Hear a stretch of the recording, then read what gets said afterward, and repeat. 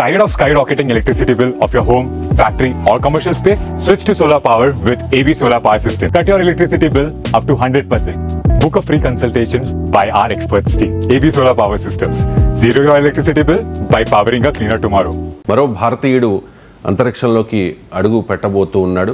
శుభాంశు శుక్లా పేరు ఇప్పుడు దేశమంతా మారుమోగుతోంది. ఎక్సిఎం 4 మిషన్ తొలి అంకం సక్సెస్ అయింది.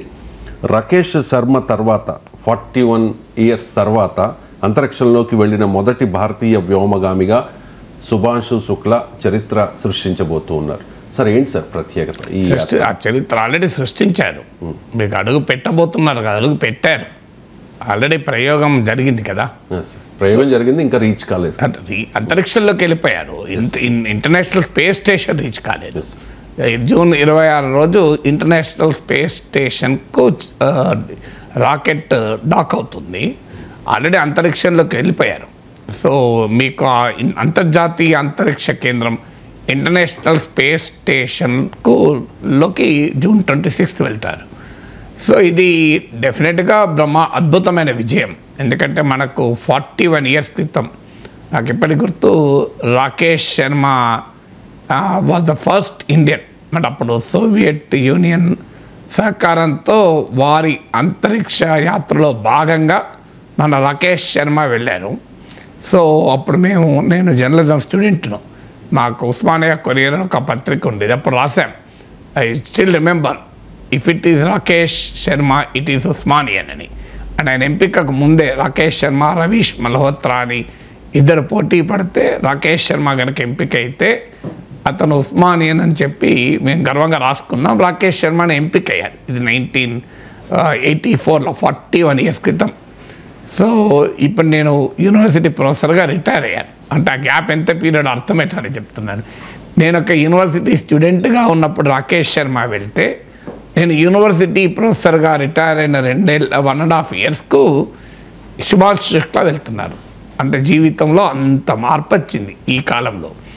అంటే ఒక భారతీయుడు అంతరిక్షంలోకి వెళ్ళడం, ఇది రాబోయే కాలంలో 2027లో గగన్యాన్ అనే కార్యక్రమాన్ని చేపట్టబోతున్నాం. అంటే ఆ గగన్యాన్ భారతీయుల అంతరిక్ష యాత్ర. అంటే ఇప్పటివరకు మన సోవియట్ సహకారంతో 41 ఏళ్ల కింద వెళ్ళాం. ఇప్పుడు యాక్సియమ్స్ కమర్షియల్ మిషన్, ఇది 548 crores ఈ సీటు మనం ఒక రకంగా ఇస్రో కొనుక్కున్నది. ఎందుకంటే మనకు 20,000 కోట్లతో గగన్యాన్ ప్రోగ్రామ్ ఉంది. దానికి ఒక ప్రిపరేషన్గా ఇప్పుడు శుభాంశు శుక్లాని పంపిస్తుంది. ఎందుకంటే గగన్యాన్ మిషన్కు సెలెక్ట్ అయిన వారిలో 4 శుభాంశు శుక్లా కూడా ఉన్నాడు. సో అందువల్ల ఇతనికి ట్రైనింగ్, అలాగే అవసరమైతే ఇతని బ్యాకప్ కూడా ప్రశాంత్ నాయర్ అనుకుంటాను అతని పేరు.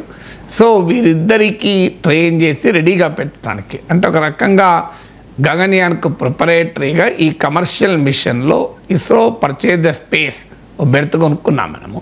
ఎందుకంటే ఇది మల్టీనేషనల్, అంటే మీకు నాసా, యూసా European space agency, Israel, India, ఇలా అనేక దేశాలతో కూడినటువంటి ఒక కమర్షియల్ మిషన్. సో అందువల్ల ఇది ఇప్పుడు 2027లో గగన్యాన్కు ఒక రకంగా ప్రిపరేటరీ యాత్ర ఇది. తర్వాత మీకు 2035కి వచ్చే వరకు చంద్రుని పైన భారతీయుడు 2035, 2040కి వచ్చే వరకు మరో 2 గ్రేట్ మైల్ స్టోన్స్. అంటే భారతీయ అంతరిక్ష కేంద్రం ఇప్పుడు ఇండియన్ స్పేస్ స్టేషన్ను పర్మనెంట్గా, ఇప్పుడు అంటార్కిటికాలో ఎలాగైతే ఇండియన్ స్పేస్ స్టేషన్ ఉందో, మీకు అంతరిక్షంలో కూడా అంటార్కిటికా పైన ఇండియన్ రీసెర్చ్ స్టేషన్ ఉందో, మీకు అంతరిక్షంలో కూడా ఇండియన్ స్పేస్ స్టేషన్ను ఏర్పాటు చేయబోతున్నాం. ఆ తర్వాత చంద్రుని పైన భారతీయుడు అడుగుపెట్టబోతున్నాడు. అంటే నెక్స్ట్ 10-15 ఇయర్స్లో జరగబోయేటువంటి పరిణామాలు ఇది. అయితే ఈ పరిణామాలకు మూలం ఎక్కడ అని చూస్తే, ఎందుకు మూలాలు చెప్పాలంటే ఈ మధ్య కాలంలో ఒక ఫ్యాషన్ అయిపోయింది. 2014కు ముందు భారతదేశం ఏమీ లేదు, అంతా 2014 తర్వాతనే అద్భుతాలు జరుగుతున్నాయి అని ఒక నరేటివ్ను బిల్డ్ చేస్తున్నారు. ఇండియా బిఫోర్ 2014 నథింగ్, ఇండియాలో పుట్టడమే బ్యాడ్ లక్ అనుకునేలా ఉండేది అని ఒక భారత ప్రధానమంత్రి చెప్పాడు. నేను చెప్పింది కాదు, నరేంద్ర మోడీ అన్నాడు 2014 ముందు భారతదేశంలో ఎందుకు పుట్టారని ఆలోచించేవాళ్ళు. ఇప్పుడు మనం ఈ స్థాయికి వచ్చామని. కానీ వాస్తవంగా ఈ స్పేస్ జర్నీ ఎప్పుడు మొదలైంది అంటే 1960sలో మొదలైంది.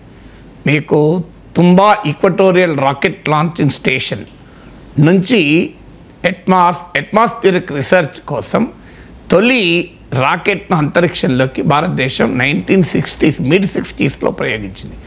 1972లో డిపార్ట్మెంట్ ఆఫ్ స్పేస్ ఏర్పాటు చేసుకున్నాం. ఇండియన్ స్పేస్ కమిషన్ ఏర్పాటు చేసుకున్నాం. 1975లో తొలి ఉపగ్రహం ఆర్యభట్ట ప్రయోగించాం. అంటే 50 ఏళ్ల క్రితం. ఇప్పుడు మనం 50 ఏళ్ల క్రితం ఎమర్జెన్సీని గుర్తు చేసుకుంటూ కార్యక్రమాలు చేస్తుంటున్నాం. ఎందుకంటే రాజకీయాల్లో ప్రత్యర్థుల్ని వేటాడటానికి ఎమర్జెన్సీ ఉపయోగపడుతుంది కనుక. బట్ తప్పనిసరిగా ఎమర్జెన్సీకి 50 ఏళ్ళు కూడా మనం జరుపుకోవాలి. ఎందుకంటే భారత రాజ్యాంగానికి గ్రహణం పట్టించిన రోజుకని. కానీ అదే సమయంలో భారతదేశ తొలి ఉపగ్రహాన్ని పంపిన 50 ఏళ్ళని ఎందుకు జరుపుకోవద్దు అంటే దానివల్ల రాజకీయాల్లో ప్రత్యర్థులను వేటాడటానికి ఉపయోగపడదు కనుక జరపరు. సో 1975లో India's first satellite experimental satellite Aryabhata was sent in to the space. అందువల్ల 50 years అయింది మనం తొలి ఉపగ్రహాన్ని పంపించి. ఆ తర్వాత మనము సిరీస్ ఆఫ్ ఎక్స్పెరిమెంటల్ శాటిలైట్స్ పంపాం. ఉదాహరణకు Rohini, Bhaskara, stretched Rohini satellite series అని, యాపిల్ ఏరియన్ ప్యాసింజర్ పేలోడ్ ఎక్స్పెరిమెంట్ అని, ఇలా 1980s వరకు ఒక దశాబ్ద కాలం పాటు భారతదేశం అనేక రకాల ఉపగ్రహాలు పంపించాం. లాంచ్ వెహికల్ టెక్నాలజీ డెవలప్ చేసుకున్నాం. శాటిలైట్ లాంచ్ వెహికల్, అలాగే augmented satellite launch vehicle SLV, ASLV, polar satellite launch vehicle PSLV, అంటే ధృవ కక్షలోకి ఉపగ్రహాలను పంపేది. దాని తర్వాత జియోసింక్రనస్ ఆర్బిట్ అంటే భూస్థిర కక్షలోకి కూడా ఉపగ్రహాలను, బరువైన కమ్యూనికేషన్ ఉపగ్రహాలను పంపించే స్థాయికి లాంచ్ వెహికల్ టెక్నాలజీ డెవలప్ అయింది. ఇదంతా 1980s వరకే, 40 ఏళ్ల కింద డెవలప్ అయింది. మీకు ఇంకో విచిత్రం ఏంటంటే మనకు తొలి రాకెట్ మనం ప్రయోగించినప్పుడు దాన్ని సైకిల్ మీద ట్రాన్స్పోర్ట్ చేశారు. విచిత్రంగా ఉంటుంది. తొలి ఉపగ్రహాల కోసం మనం ప్రయోగాలు చేసేటప్పుడు ఆ ఉపగ్రహాల పార్ట్స్ను బుల్లక్ కార్ట్ పైన ట్రాన్స్పోర్ట్ చేశారు. అక్కడి నుంచి మొదలైంది భారతదేశ స్పేస్ జర్నీ. 1980sకి వచ్చే వరకే మనం ఇన్సాట్ కార్యక్రమం మొదలుపెట్టాం, ఇండియన్ నేషనల్ శాటిలైట్ ప్రోగ్రామ్. తర్వాత ఇండియన్ రిమోట్ సెన్సింగ్ శాటిలైట్ ప్రయోగించాం. ఇలా మన ప్రయాణం కాస్త 2008కి వచ్చేవరకే, బిఫోర్ 2014 నేను చెప్పేది హిస్టరీ అంతా. 2008లో చంద్రయాన్ మిషన్ అంటే చంద్రునిపైకి భారతదేశ అంతరిక్ష యానం మొదలైంది. చంద్రయాన్ 1లో ఉపయోగించిన మూన్ మినరాలజీ మ్యాపర్ M3 అనే నాసా పరికరం ఇది. అంటే నాసా వారు వచ్చి మన చంద్రయాన్ మిషన్లో భాగమయ్యారు. నాసా పరికరమైన M3 చంద్రయాన్ 1లో ఉన్న మూన్ మినరాలజీ మ్యాపర్ తొలిసారిగా చంద్రుని పైన నీటి ఆనవాళ్లను కంక్లూజివ్గా ఎస్టాబ్లిష్ చేసింది. అప్పటి వరకు నీరు ఉన్నదని అనుమానమే తప్ప నీరు ఎంత మోతాదులో ఖచ్చితంగా ఉంటుందని అంచనా లేదు. ఎందుకంటే చంద్రుని పైన ఫ్యూచర్లో మనము కాలనీలు నిర్మించుకోవాలి అనుకున్న స్పేస్ కాలనీస్, చంద్రుని పైన భవిష్యత్తు ప్రయోగాలు చేయాలనుకున్న కీలకమైనది వాటర్. ఎందుకంటే వాటర్ను మీకు విడగొడితే హైడ్రోజన్ ఇంధనంగా, ఆక్సిజన్ ప్రాణవాయువుగా, ఎందుకంటే వాటర్కు మనకు తెలుసు కెమికల్ కాంపోజిషన్ H2O కదా. సో హైడ్రోజన్ను వాటర్ను గనక మనం ఉపయోగించి దాంట్లోకి వెళ్ళి హైడ్రోజన్ను అటు ఆక్సిజన్ను రెండింటిని తయారు చేసుకోవచ్చు. అంటే చంద్రుని పైన కావలసిన ప్రాణవాయువును, రాకెట్లకు అవసరమైన ఇంధనాన్ని రూపొందించారు. ఎందుకంటే ఇక్కడ నుంచి మనం ఆడికి వాటర్ పట్టుకుపోవాలంటే $1,00,000 ఖర్చు అవుతుంది. సో అలా చంద్రయాన్ 1 2008లో సక్సెస్ఫుల్గా ప్రయోగించాం. 95% దాని ఆబ్జెక్టివ్స్ రీచ్ అయింది. 2013లో మంగళయాన్ ప్రయోగించాం. అంటే ఇది అంగారక గ్రహం పైకి మనం పంపించడం. ఎందుకంటే భూమికి ఈ విశాలమైన విశ్వములో మనకు అవకాశం ఉండి మానవుడు మరీ జీవించటానికి స్కోప్ ఉన్నది అంగారక గ్రహం. అందువల్ల అంగారక గ్రహానికి మంగళ్యాన్ 8 months ఏమో వెళ్తుంది అది. సో అంగారక గ్రహాన్ని ప్రయోగించాం. ఇది కూడా 2013లో ప్రయోగించాం. So not after 2014. అంతకుముందు భారతదేశం ఏమీ లేదు అని ఎవరైనా అనుకుంటే అంతకన్నా అమాయకత్వం, అన్యాయం ఇంకోటి ఉండదు. ఎందుకంటే ఇంత విజయాలు సాధించాం. ఈ విజయాల పునాదుల పైన ఇవాళ శుభాంశు శుక్ల మళ్ళీ రెండవసారి అంతరిక్షంలోకి వెళ్తున్నాయి. ఇది కూడా రెండవసారి గుర్తుంచుకోవాలి మనం. మొదటిసారి రాకేష్ శర్మ 41 ఏళ్ల క్రితం వెళ్ళాడు, 41 years క్రితం. అంటే నరేంద్ర మోడీ భాషలో చెప్పాలంటే చీకటి యుగమే కదా, అప్పుడు ఏం లేదు కదా భారతదేశంలో. ఇప్పుడంటే వికసిత భారత్లో ఉన్నాం మనం. అప్పుడంతా అంధకార భారత్లో ఉన్న సమయంలోనే 41 ఏళ్ల క్రితం India first Indian vent into space. అందువల్ల మనము మన దేశం సాధించిన విజయాల్ని రాజకీయ కోణంలో కాకుండా మనం ఒక దేశ కోణంలో చూడాలి. అంటే నరేంద్ర మోడీ కాలంలో సాధించిన విజయాలు, అంతకుముందు ప్రధానమంత్రుల కాలాల్లో కూడా సాధించిన విజయాల్ని ఈక్వల్గా రెస్పెక్ట్ చేయాలి. సో అన్ని విజయాలు భారతదేశ విజయాలే, రాజకీయ నాయకుల విజయాలు ఉండవు. ఇంకా రాజకీయ నాయకులు వెళ్ళి స్పేస్లో వాళ్ళేమి నట్టు కూడా తయారు చేయలే, వాళ్ళు ఉపన్యాసాలు ఇస్తారు తప్ప. ఇదంతా భారతీయ శాస్త్రవేత్తల విజయం. అందులో ఇంకో ప్రత్యేకత కూడా ఏంటంటే ఇండియన్ గొప్పతనం, ఇండియన్ సైన్స్ అండ్ టెక్నాలజీ గొప్పతనం వెరీ వెరీ లో బడ్జెట్లో. అంటే ఫ్రూగల్ ఇంజనీరింగ్ అంటారు. అంటే అతి తక్కువ ఖర్చుతో ఈ సాధించడం. ఇప్పుడు మనకు టాటా నానో కార్ పైన ఇంత చర్చ జరిగింది, ₹1,00,000 కార్ అని. నిజంగా చెప్పాలంటే ₹1,00,000 కార్ తయారు చేయడం ఇంజనీరింగ్ రీత్యా గొప్పదే కావచ్చు, సమాజం రీత్యా గొప్పదేం కాదు. రతన్ టాటాను చాలా కీర్తించామన్న దానికి. దాని టెక్నాలజీ రీత్యా అప్రిషియబుల్ ఫ్రూగల్ ఇంజనీరింగ్. కానీ ఈ ఫ్రూగల్ ఇంజనీరింగ్ అనేది సైంటిఫిక్ అంశాల్లో చూసుకుంటే మనకు ఈ స్పేస్లో కూడా ఇప్పుడు ఉదాహరణకు చంద్రయాన్ ఉంది, 400 కోట్ల బడ్జెట్తో మనం చేసాం. అంటే 1/10 ఆఫ్ ద నాసా బడ్జెట్. ఇంకా నాసా చంద్రమండల యాత్రకు వాడినటువంటి నిధులలో 10%తోనే మనం సాధించాం. ఆ తర్వాత ఇప్పుడు 2023లో చంద్రయాన్ 2 కూడా వెళ్ళింది. ఇది చంద్రుని సౌత్ పోల్ పైన, అంటే చంద్రునిలో ఉన్న సన్లిట్ అంటే సూర్యకాంతి పడే చోట కాకుండా సో ఎవరు వెళ్ళని సౌత్ పోల్ వైపు వెళ్ళాం. సో చంద్రుని సౌత్ పోల్ పైన అడుగు పెట్టిన దేశం భారతదేశం. అందువల్ల ఈ రోదసీ యాత్రకు అద్భుతమైన విజయాలు ఉన్నాయి. ఒక గ్రేట్ సైంటిఫిక్ ఇన్ఫ్రాస్ట్రక్చర్ నిర్మించుకున్నాం. ఇప్పుడు మన శ్రీహరికోటలో ఉన్న Sriharikota high altitude range SHAR centre ఉంది సూళ్ళూరుపేట సమీపంలో. అలాగే హైదరాబాద్లో నేషనల్ రిమోట్ సెన్సింగ్ ఏజెన్సీ ఉంది. అహ్మదాబాద్లో ఫిజికల్ రీసెర్చ్ ల్యాబొరేటరీస్ ఉన్నాయి. అలాగే మీకు తుంబా ఈక్వటోరియల్ రాకెట్ లాంచింగ్ స్టేషన్ టర్ల్స్ ఉంది. విక్రమ్ సారాభాయ్ స్పేస్ సెంటర్ ఉంది. విక్రమ్ సారాభాయ్ భారతీయ స్పేస్ మిషన్కి ఒక ఫాదర్ లాంటి వాడు.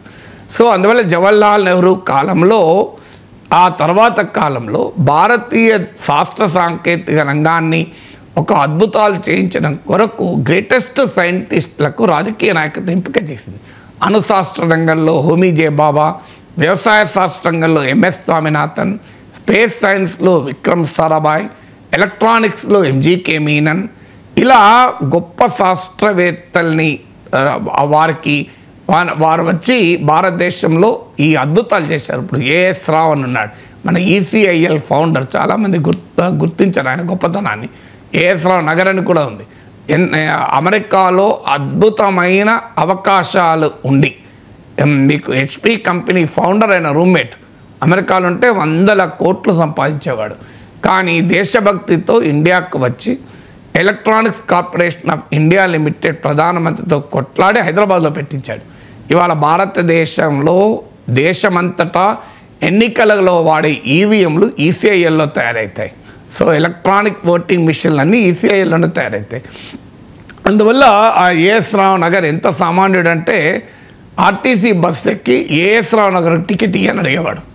సో తనకు ఎంప్లాయీస్ అంతా కలిపి వాళ్ళ కాలనీ నిర్మించుకుంటే మీకు ఇల్లు కట్టిస్తానంటే కూడా అంగీకరించలే ఆయన. సో నా జీవితం నేను గడపగలను అని. సో వారాలు చేసి చదువుకొని స్టాన్ఫోర్డ్ విశ్వవిద్యాలయానికి వెళ్ళిన ఒక గొప్ప శాస్త్రవేత్త. అందువల్ల ఇండియన్ స్పేస్ సైన్స్ వండర్ఫుల్ సైంటిస్టులకు కూడా రూపొందించింది, వండర్ఫుల్ సైంటిస్టులకు కూడా. సో అందువల్ల అంతటి గొప్ప విజయాలు భారతీయ స్పేస్ సైన్స్ ఇప్పుడు కొత్త ప్రపంచంలోకి ఎంటర్ అయ్యాం. ఇప్పటి వరకు మనము భారతదేశ అభివృద్ధి, ప్రజల అభివృద్ధి అవసరాల కొరకే స్పేస్ సైన్స్ డెవలప్ చేసుకుంటూ వచ్చాం. ఇప్పుడు గత కొంతకాలంగా మనము ప్రత్యేకంగా ఇస్రోలో ఒక విభాగాన్ని ఏర్పాటు చేసి కమర్షియల్ యాక్టివిటీ కూడా, ఎందుకంటే వరల్డ్లో లాంచ్ వెహికల్ టెక్నాలజీని రిలేటివ్లీ మచ్ తక్కువ కాస్ట్కి అందిస్తున్న దేశం మనం. ఇప్పుడు కమర్షియల్ స్పేస్ మిషన్స్ కూడా మొదలయ్యాయి. ఇప్పుడు లేటెస్ట్గా అయితే స్పేస్లో ప్రైవేట్ సెక్టార్ని కూడా ఎలో చేస్తున్నాం. ఇప్పుడు 200 స్టార్టప్స్, 200 స్పేస్ స్టార్టప్స్ పనిచేస్తున్నాయి. అంటే ప్రైవేట్ స్టార్టప్స్ కూడా అంతరిక్షంలోకి రాకెట్లు ప్రయోగించే స్థాయికి వెళ్ళాం. ఇప్పుడు Hyderabad is also space startup capital. So even హైదరాబాద్కు ఇందులో సంతకం ఉంది. చంద్రాయన్లో వాడిన పరికరాలు కూడా హైదరాబాద్లో తయారయ్యాయి. అదే హైదరాబాద్ గొప్పతనం. సో అందువల్ల ఇండియన్ స్పేస్ జర్నీకి తెలుగువారికి ఉన్న అనుబంధం అది శ్రీహరికోట నుంచి హైదరాబాద్ వరకు. సో అందువల్ల ఇట్స్ ఎ గ్రేట్ అచీవ్మెంట్. ప్రతి భారతీయుడు గర్వంగా మనం ఆనందపడాల్సిన సమయం ఇది. ఎందుకంటే నాకు ఇప్పటికి గుర్తు, రాకేష్ శర్మను 1984లో అంతరిక్షం నుంచి భూమి ఎలా కనబడుతోంది అని ప్రధానమంత్రి అడిగితే సారా జహాं से अच्छा అన్నాడు. సో అందువల్ల ఇవాళ కూడా it's a moment of great victory. So let us celebrate, let us debate, let us discuss. పనికిమాలిన పెట్టి పాలిటిక్స్లో మనం రోజు మాట్లాడుకుంటాం. అందువల్ల ఇలాంటి సమయాల్లో కనీసం దేశం గర్వించదగ్గ ఈ మహత్తర విజయాన్ని చూసి భారత ప్రజలు స్ఫూర్తి పొందాలి. అందుకే మీకు శుభాంశు శుక్లా ఇండియన్ స్కూల్ చిల్డ్రన్తో కూడా మాట్లాడుతున్నాడు అంతరిక్షం నుంచి. So this is a great inspiring moment for Indians.